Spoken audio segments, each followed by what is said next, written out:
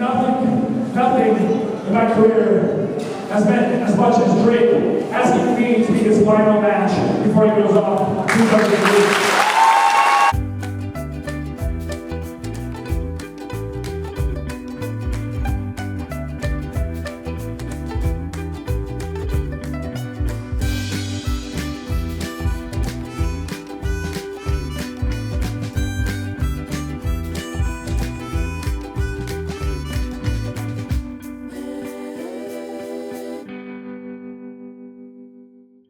So we're here one last time with Drake. What's up, Joey? How you doing? I'm good, brother. How are you, man? You and I go at it one more time. One more time, we dance, brother. One more time. Yeah. A gentleman's duel. A gentleman's duel.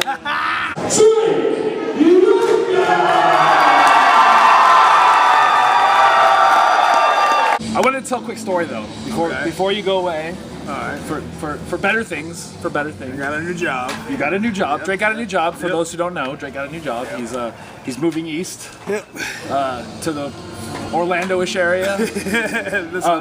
Yeah. But okay, so here's the story. As the story goes, you know, a lot of guys lately, a lot of independent wrestlers are beginning, you know, sent to Florida NXT for tryouts and camps, and everyone's experience is different. Drake's experience was a lot different than my experience. My experience wasn't very positive. For me personally, and it's nothing to do with Drake's experience, I felt like there was a preset agenda when I went there because I was fresh off TNA and they were trying to make an example. That's how I saw it. True or not, I don't know. I'm not trying to make excuses or anything. Drake, however, had a much more positive experience, and bless it, he did. And physically, it was the hardest thing I ever did in my life. Right. Well, the camp is. Oh my God, isn't that crazy? The camp is ridiculous. Yes, but yeah, a lot of cardio, not a lot of wrestling, but still, you know, they're looking for personalities and who will fit right with them, and it's understandable. They're a huge corporation in the industry. They've got to look out what's best for them. Anyways, my experience not being very positive. I went last summer. And I went on a Wednesday, Thursday, Friday, and my camp ended the same day as Battle of Los Angeles, 2013, and I was wrestling Drake in the first round. And I actually had to, because the camp ended around noon, and my flight wasn't until that night. I actually had to like go and sit and try to change my flight to get earlier, just so I could be, so you could make the town. So I could make. So I finished the camp, whatever. Was exhausted from 3 days of that, by the way, but still went to the airport, got on that plane, and flew to Battle of Los Angeles. Now, at this point, I'm feeling pretty down because, like, although I stuck out the camp and I did all the things they asked, and this and that, like, I felt like they were very negative towards me, and that's just, like, that's the way it went, and I was very disenchanted with the system, and just felt like. And at this point in my life, I'm thinking, I'm in my 30s now, and I've only ever wanted to be there. So, but now I was there, or at least partially there, and it made me feel miserable. You were questioning what your future is. Right. So during, at the end of my camp, I'm exhausted, physically exhausted, and I did all the drills they asked me to do. In need of a hot tub. Definitely in need of a hot tub. So I was feeling physically run down already, mentally run down because it's a lot of pressure and a lot of second guessing yourself. And let's add into that something that the normal everyday folks might not empathize with is the jet lag as well. Of going from the East Coast to the West Coast and vice versa, which you and I do semi-regularly. Right. You know what I mean? That 3-hour time difference, it can mess you up a little bit. Especially the camps were early mornings. 9 a.m. is for them, 6 a.m. for us. And things like that. So, there's jet lag, physically tired, and then not like mentally tired, but also like disenchanted with what happened to me there. Like I said, my experience wasn't very positive, so now, I'm starting to question, like whether I'd even want to be there, would it be miserable for me? Like, do I still want to try? And this is the only place I've ever wanted to be my whole life, so it's very like, you spend 30 years wanting to go somewhere, and all of a sudden in one weekend or 1 week, you're just like, like, all I've been working for, like, I'm starting to question it. So when I got to PWG, I wasn't very enthusiastic about the wrestling industry, and I was wrestling Drake. And I was very enthusiastic. And Drake is always very enthusiastic about Battle of Los Angeles. So he, so already when I walked through the door, I'm late, by the way. Like, I don't like the bell time. PWG is at 8-ish. 8-ish. my flight I don't think landed until 7, and we're maybe like 4th or 5th on the show, maybe 6th. It's Friday nights with traffic. Friday nights with traffic. So I land at 7. I jump in to get picked up. We just jet over to the venue. Like the pro that you are, Joey. Get up as fast as possible. Still mentally drained, physically drained. Not even sure what I ever want to do with my life. If I want to still try, or if I just want to give up and pack it up and quit wrestling. Very close to just throwing it all away and just being like, nah, nuts to this.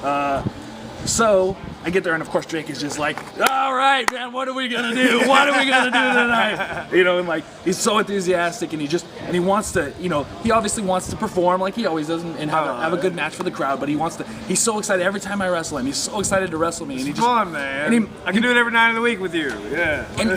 And more than anybody else, he makes me feel like I'm a great wrestler. I would never say that about myself, but this man makes me feel like I'm great. Which is how enthusiastic he is, how excited he is, how he wants to come up with, you know, whatever we do, create our magic in the ring, and he's just so positive about it.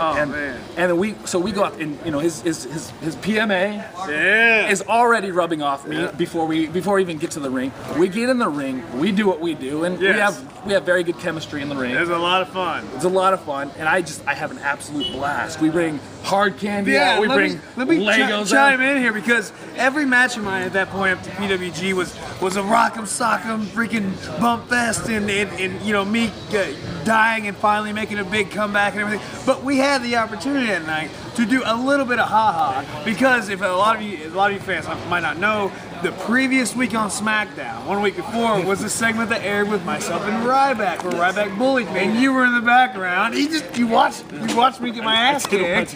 Yeah, but so we played off of that. We did play off that. And we played off obviously my deathmatch pass. Yeah. And I had just stopped doing the death matches about a month and a half or so ago. Right. And so I was, you know, the fans, they were very supportive, but the hardcore like blood marks. They're like, oh, Drake, you're turning your back on us, you know.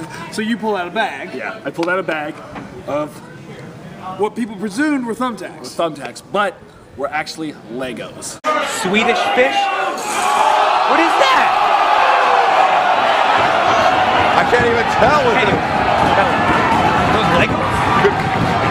Oh, they are Legos! Which hurt worse, probably. I did thumbtacks once in a guerrilla warfare match against Human Tornado. Yeah. And the Legos were way worse than thumbtacks. Because like thumbtacks have a little bit of give because they go in you, but they don't go in deep. Like the only place it really hurt were like the palms of my hand. Right, yeah. Back of your head. Yeah. The Legos, they're rough and jagged, and they are. They're the worst. Yeah. So you know, we do our Ryback. You brought out the hard candy. I brought out the Legos, and it was so much fun. The crowd was so into it, and like, in that day, that Friday, I went from hating wrestling to questioning whether I still wanted to do it or not.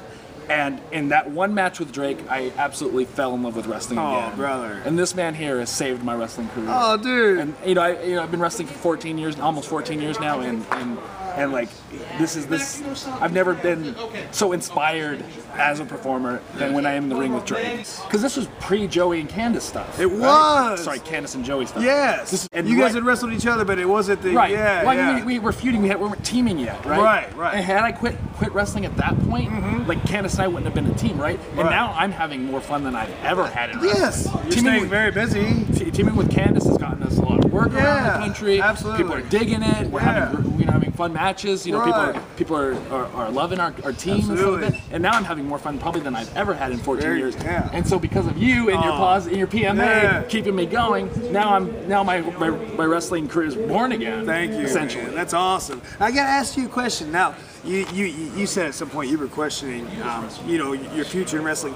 Had if you weren't a pro wrestler, I know you've done, you know, you're into acting and stuff. What job would you go after? What would Joey Ryan be doing if he was not a full-time pro wrestler? I know you do some acting gigs on the side and stuff, but what would Joey Ryan be if he was not a full-time pro wrestler? Did you even think about that? Were you just gonna go get a 9-to-5 or go to UPS or something? I mean, what was Joey Ryan gonna do?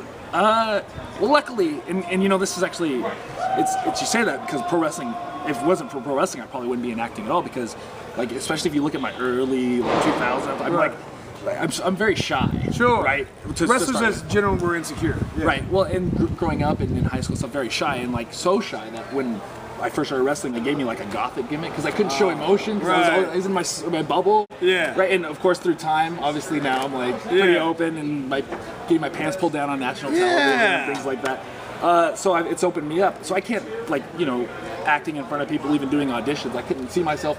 The high school kid I was, or the guy coming into wrestling, like I couldn't see myself doing that. Like going to an audition and performing in front of 3 people judging. I couldn't see that. So wrestling did open up acting to me. It's always something that I'd like to do, and through other means, I've gotten like some modeling gigs, and I've done some acting. For some reason, there's a niche for athletic medium, which is what I am. Wow, so I've been getting a lot of work doing modeling as an athletic medium. Right. So yeah, I mean, I didn't really put it together. I mean, at that point, again, it was something that I've strived for to do. Sure. Ever since I was 6 years old and I watched, WrestleMania 2, that I've wanted to be. And then, when I started wrestling, 14 years ago, I've wanted to do. So I didn't really it was very that week was just such a rush of emotion, and that's what I mean. That thing is kind of they stretch you out mentally on purpose and physically. Sure. So it's it takes a few weeks to unwind from that tryout. So I didn't really put it together. I know I like doing the acting stuff and the modeling stuff, but I mean I make far more money wrestling still. Sure. So I don't know how to pay my bills. I would have had to get in like a sugar mama or something. Right. Yeah. There you go. Tell you what, I will tell a very quick story. I won't go into too depth. Joey Ryan actually saved my wrestling career as well, because at in the springtime of 2012, I was planning on relocating to California. I'm originally from Indiana, as a lot of you know, and I had a good base on the East Coast and plenty of work out there and everything. And I was really nervous about coming to California and a new territory. My wife's family's from here, so she wanted to kind of move out here, and I thought, it could be a fresh start and stuff, but I was really nervous about the work side of things. I was like, oh man, I'm gonna have to get a really good day job if I want to be able to survive out there. And I'd got Joey Ryan's email. He and I had wrestled a couple times before back in the day and been on shows at IWA Mid-South whenever he was out in Chicago and stuff. And so I sent him an email and said, hey man, I'm moving out here. If you could give me some contacts or maybe forward my information to Super Dragon, all I would want is just an opportunity to be able to perform and show that I can contribute. And anything you can do for me, I'd greatly appreciate it. And he, at his point in his career, was on TV every single week, on national TV every single week. He probably had people hitting him up left and right. They're like, hey brother, remember me from the Anaheim Marketplace in 2002? Hey, can you give me a book, brother? Give me a book, But he could have easily just sent that shit to the spam box. But he read it and not only replied to me, he forwarded my information to some very important people, Super Dragon and Excalibur, and ended up giving me just an opportunity at PWG. Luckily, I knocked it out of the park in that first match, and then things happened for me in California, and it allowed me to make a good living as an independent pro wrestler here, and allowed me to be able to help take care of my family. And ever since then, that opened doors that got me to where I'm at today in this new job that I'm about to start. And so, Joey, thank you so much. My family and I really appreciate that, man. Absolutely. I've told my wife that story, and she's like, that Joey seems like a nice guy. So if you ever find yourself in the Sierra foothills of California in the next week or so, come on over for dinner. All right. Or if you find yourself out in the Sunshine State, come on over, brother.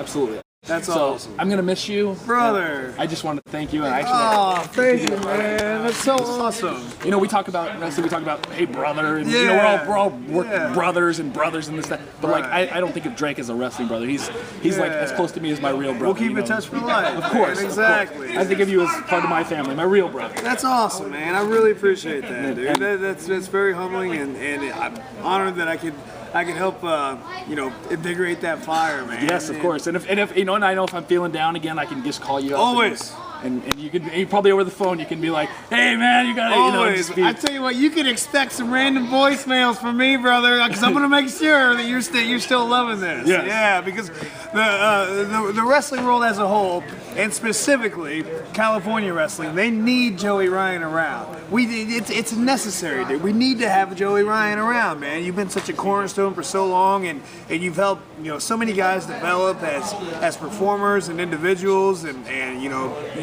kind of teach the young guys about marketing and merchandising and stuff like that. the little things that go unnoticed by a lot of us. You know what I mean? You kind of emphasize on those, and dude, people need you around. They need Joey Ryan seminars. They need Joey Ryan's energy, man. And he's doing it again. He's making me feel like I'm worth something. You are. You're incredibly worth something. Absolutely.